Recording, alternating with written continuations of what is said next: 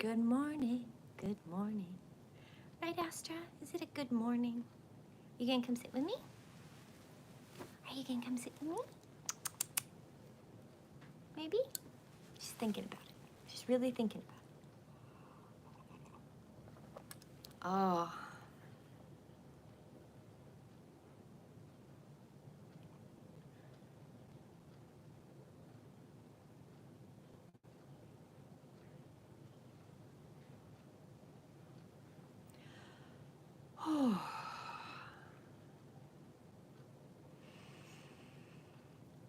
It's a beautiful morning, my friends. It's a beautiful morning. So, I'm going to read a little bit out of Celtic Devotional this morning because we are in the Celtic wheel of Imbolc or Candlemas. It's the Celtic part of the year. I'm going to read this part to you. Imbolc is the spring quarter of the season. It brings the gift of insight and inspiration and is a time of beginnings and essential truthfulness. Begun in the dark and often icy days of early spring, it is traditionally the time to appreciate innocence, truth, and justice, to make resolutions and plans, and to prepare for the enfolding year. In the human growth cycle, Imbolc corresponds to the period of childhood when all things are questioned or enjoyed for their own sake. Imbolc is a good time to celebrate the lives of all soul-mind wives who have taught and prepared us, all who have been upholders of justice and truth, all holy ones who have gone to the heart of the matter with great clarity and insight. Isn't that beautiful?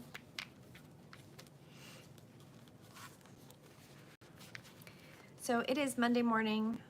It is February 5th, 2024, and you are watching Daily Devotionals with Red Moon Eagle, and my name is Red Moon Eagle. We are in the cycle of the tide of destruction from the winter solstice to the spring equinox. I am reading from Celtic Devotional. I'm going to go through some cards, some oracle cards, and discuss those today. At any point in time, if this is not your thing, that's okay. There are more than 365 days of daily devotionals on my YouTube channel. You are more than welcome to check them out. If you like this content, please hit like and subscribe, and share these with your friends. If you find that they are useful for you, that give you something to think about, that they inspire you, you can hit the share button and you can share it to Facebook, to Instagram, to I guess pretty much any platform. There's a lot of them out there and I can't even keep up with them. I kindle my soul in the hearth fires of the kindred souls, breath of love, breath of light, breath of life. Be upon the embers of my spring awakened soul. Preserve my soul in gladness, may it flame forth in the sun's returning glory. Bright mystery, be free as a guest to enter me, always finding a welcome in my heart. All striving cease when I open the door. In the secret grove of my heart, may we ever meet. Teacher of my soul, I am inspired every time I contemplate your life. As the world celebrates the coming of spring, help me to follow the path of my life and walk with me. Give me light to meet the questions of this day. It snowed over the weekend, and I think it snowed again a little bit last night, and I love snow. Snow is like my favoriteest thing ever. And I know that I live in Montana on purpose. There's a lot of people who groan and moan about snow and about the cold. And I love to say that there is a beautiful globe out there. And there's so many different places you can live that are warm, that are wet and humid and hot and dry. And you can go anywhere. You can literally go anywhere. And if you choose to be here, then let's enjoy it together. Okay. We're going to start with the Sacred Self-Care book. And today's card is 22, Energy Work. The mantra for today is, my energy body is clear and radiating love. The journal entry for today is, do you have an intuitive sense of how we are different? Do you have an intuitive sense of how the different energy centers in the body feel. Which ones do you intuitively feel need some attention? Prioritize the maintenance of your metaphysical body. Also know that your energetic body, it needs as much attention as your physical body. The two are inherently linked, so taking care of one takes care of the other. Yes, and I'm going to talk about that in a minute. Oh my goodness, that's a big one. Actually, all the cards today are pretty powerful. Dragon is the second card. Seeing one's most true self, balancing the ego. The dragon sees everything. Its essence has been with us since before our first breath and will be there until our last. It watches us navigate the external world as well as our inner world. When dragon energy is awakened, we are courageous, visionary, and can easily drop into witness consciousness. It is almost as if we are traveling with a great friend inside of ourselves. When we look into the mirror, deep into our eyes, we may even glimpse the self, behind the self, the one who is watching us. This is the power of the dragon, breathing transformative fire into into every cell of our bodies. Witnessing this omnipotent energy, even for a brief moment, helps us surrender and let go. We let the dragon guide us. We hop on its back for a ride, and as we traverse even the most difficult terrain, the dragon's eyes see beauty everywhere. It is said that if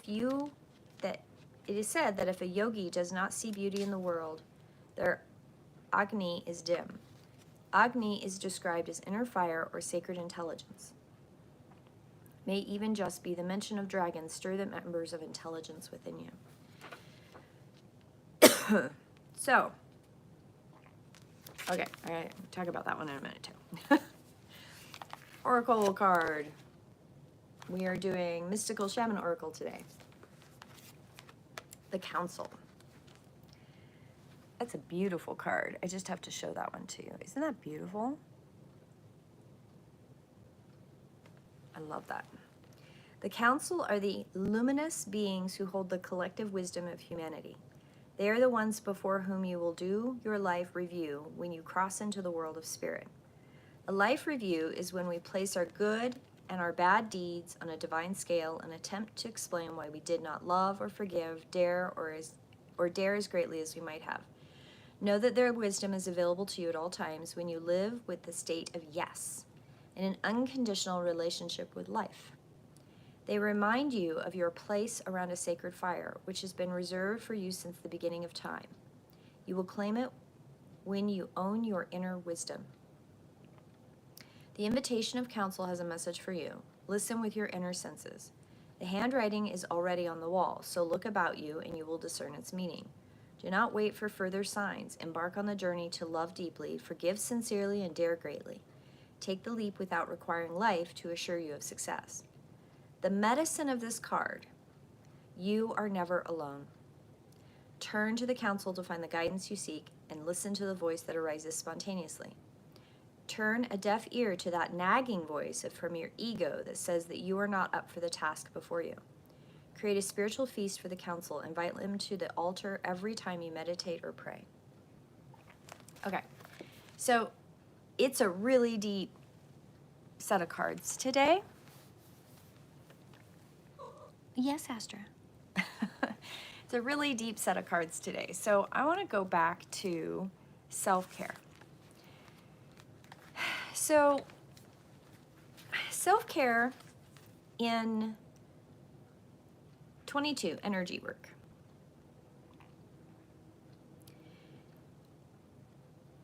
There's a couple things in this particular card that I want to address. And one is that the traditional 7 chakras are a little bit more complex than we've been taught. And that's a whole thing that I can go into another time. But one of the things that I like to address with chakra work, I'm trying to learn to say it right, chakra.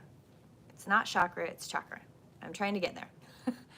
So the chakras are the activation centers in the body where your nerve ganglia in your physical body have these clusters, and the chakras actually correlate with those nerve ganglia. And that's physiological, but energetically, each chakra has different things that if things are working in your life or not working in your life, how you respond to things, how you create that energy in a space is correlative to your chakras. And if your natural number is also correlated to that chakra, you will have kind of like a superpower or an extra boost from that particular energy center that just comes naturally. And it's important to know that learning to tap into your physical body, say you work out, you do weightlifting, you dance, you do yoga. A lot of people do lots of yoga. Those are all wonderful things to do, but when you're doing them, are you doing breath? Are you connecting to the emotions of how your body is moving? Are you connecting to the energies of that particular movement? Even when you're working out, many workout programs have you go through the entire physical body, which means you should be triggering each one of the chakras as you do that. And it's very interesting. Many times there are people who they're very physiological, right? So they're kinesthetic. So they do a lot of working out. But if you ask them a math problem, maybe math is not their thing. But that doesn't mean you're disconnected from body, mind, spirit, even though you're very good at working out or being very physical. So there's an aspect of this where learning how to connect to body, mind, spirit in all the things that you do is really important. So there's that. Then we have dragon. And dragon's kind of a big one. So dragon sees everything. Its essence has been with us since our first breath and will be there till the last. Watches us navigate our external world as well as our internal. When dragon is activated, that energy, we are courageous, visionary, and we witness consciousness. And the deeper you go with activating dragon energy, you witness the self behind the self within the self. We hop on its back for a ride as we traverse even the most difficult terrain. The dragon's eyes see beauty in everything. So it's the third eye. Dragon energy kind of represents that third eye. And dragon energy, the self within the self. When people talk about body, mind, spirit, I've always looked at it body, mind, spirit, emotion. Because there is a piece of wholeness that comes from recognizing the emotional body, the emotional responses that are connected into mind and spirit and the body. So that's the dragon card. And then we have council on top of it. Now, as I was reading about council earlier today, I was looking at I use council a little bit differently. I talk about council in how they talk about it. I would say your guides, your team that you have drawn together for your blueprint for your life. But I like how they also say council are the luminous beings who hold the collective wisdom of humanity. They are the ones before whom you will go and do your life review when you cross into the spirit world. That really is your team. That really is your blueprint team. Your blueprint team is already around you, surrounding you, helping you stick to your blueprint. Know that their wisdom is available to you at all times when you live in a state of yes, an unconditional relationship with life. And I love that they talk about don't wait, embark on the journey of deep love, forgive sincerely, dare greatly. Love deeply, forgive sincerely, and dare greatly. When we are living our blueprint, when we're on our blueprint, which I very rarely meet people who are not on their blueprint, so I want to say that pretty straightforward. It takes a lot. It takes a lot for you not to be on your blueprint. But it doesn't take a lot for you to get stuck in a swirly bit in your blueprint. And that's something that many people, when they're on this path of loving deeply, forgiving sincerely, daring greatly. When they hit a hiccup, in the road, when they're not connected to their body, mind, spirit, emotions, when they're not able to see the inner amazing wisdom and light that they carry with them, and they're not trusting their intuition, and they're not trusting their decisions, they get stuck in the swirly bits. And the swirly bits are really kind of like the little mini whirlpool vortices that we catch ourselves in. And when we catch ourselves in those little whirling vortices of repetition, or I sometimes call it like the brain squirrels, they're just going around and around and around the hamster wheel or the squirrel wheel. And it seems like the same thoughts come back over and over and over again. You swirl in that same place over and over and over again. We all have it happen. It doesn't mean you're off your blueprint. It doesn't mean you're not on the path. You're not doing the work. You're not whatever the big metaphysical trigger words are, right? What I like to say is that every one of those vortices, every one of those little whirlpools is a place where you can step out. You can always step out of it. You can always connect back into the rest of the flow.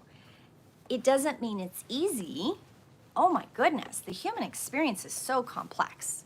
Oh my God, anybody that tells you this is easy, they got rocks in their head or something, or they fooled themselves, or maybe they're caught in a toxic positivity circumstance or something. I don't know. But I will tell you that you are never alone. You always have guides. You have your guides that you have agreements with that are going to keep you on your blueprint. They're going to help you keep moving forward. And these cards are really important in reminding us that it doesn't matter how stuck you think you are. You always have the ability to step out of the whirlpool. And these cards all give us the tools to do that. Connect with your body, connect with your emotions of the situation.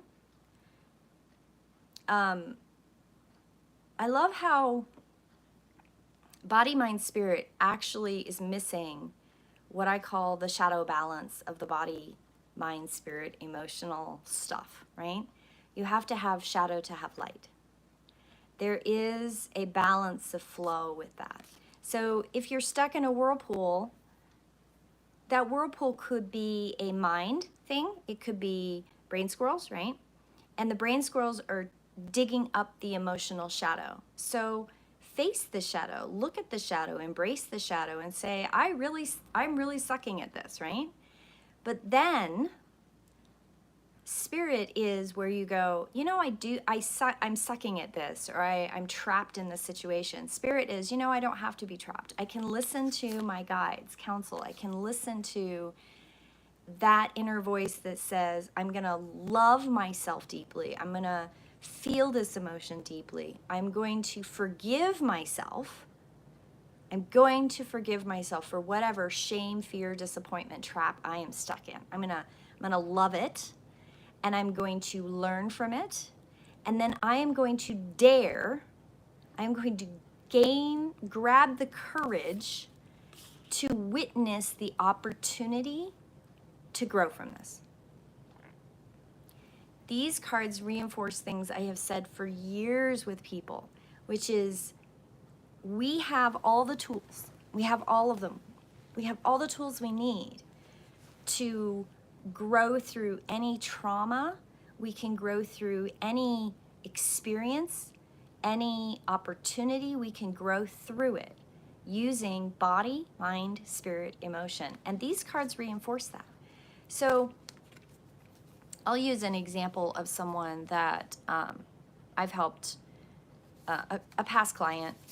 And as you know, just so you know, I usually combine stories. So it's never really one. If it sounds familiar, it might be a piece of your story.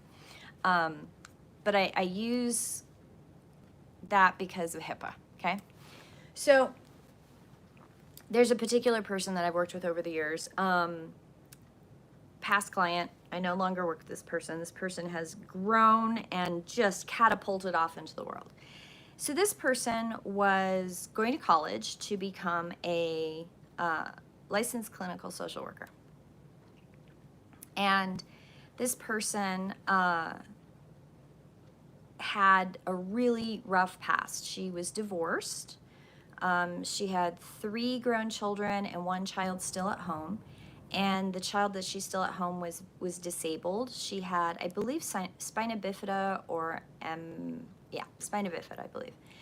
And when I met her, one of the things that she was really struggling with is she had energy sensitivity, empathy, and earth sense. So she was gifted with the trifecta. And deeply feeling, deeply compassionate and passionate about helping other people. I don't remember what her life themes were, but I do know that she was very deeply caring and deeply compassionate and had always been the carer or caregiver for her family. And when she divorced, one of the things that happened is she moved to a whole new town, a whole new state. She moved completely away from this toxic environment, and she was going to school. And she was in her 50s, going to school for the first time. She had gotten her bachelor's right before I met her, and she was dumping right into the master's program. I think she was like 55 or 56 when I met her. And she's very gifted, and she's in her 2nd year of her master's program. One of her children is, so the child, I think the youngest that had spina bifida, she had gotten some help, and she had decided she was gonna live in an adult group home type thing because she didn't want to live with her mom anymore. She wanted to be independent. Awesome. Very amazingly smart young lady. And then her next oldest child had been in a really bad relationship. Anyway, so there was all this dynamic with her family, and she had just started a practicum where she was working in a social work office and she had clients. And one of the things that she and I worked on was that she felt very much that she didn't want to be in a carer position where she didn't know how to manage. I think the best way to describe it, she didn't know how to manage the tools of the social worker and the ethic value paradigm that she was following, and she wanted to not fall in the trap of caring so much that she would be so devastated when clients would have bad things happen to them or whatever happened. And she didn't want to become jaded. I guess the boss that she had worked with was really jaded, and her ex-husband was very abusive and emotionally abusive, like narcissistic.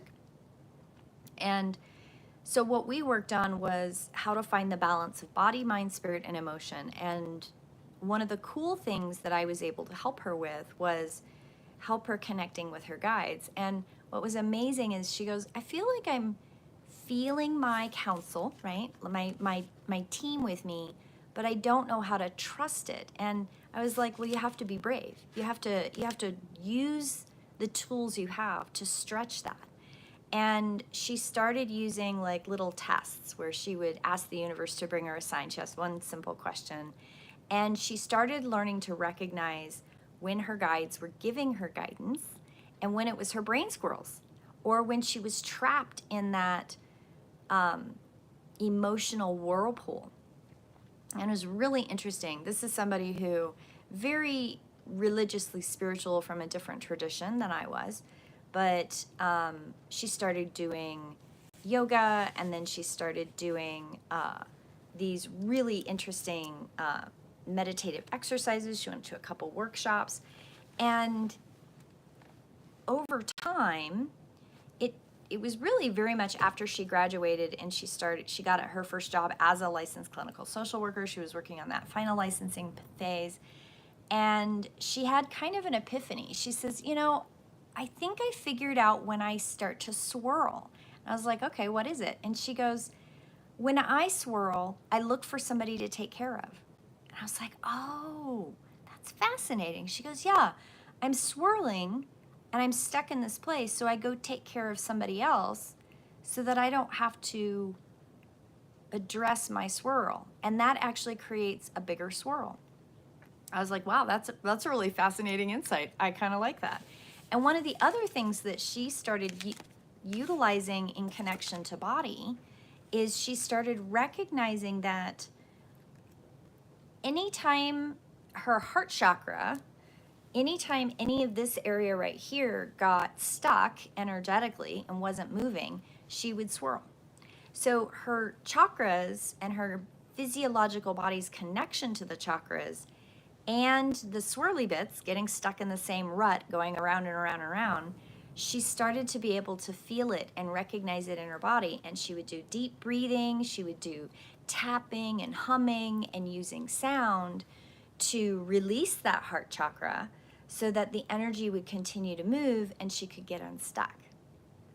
So it's a really simple thing, but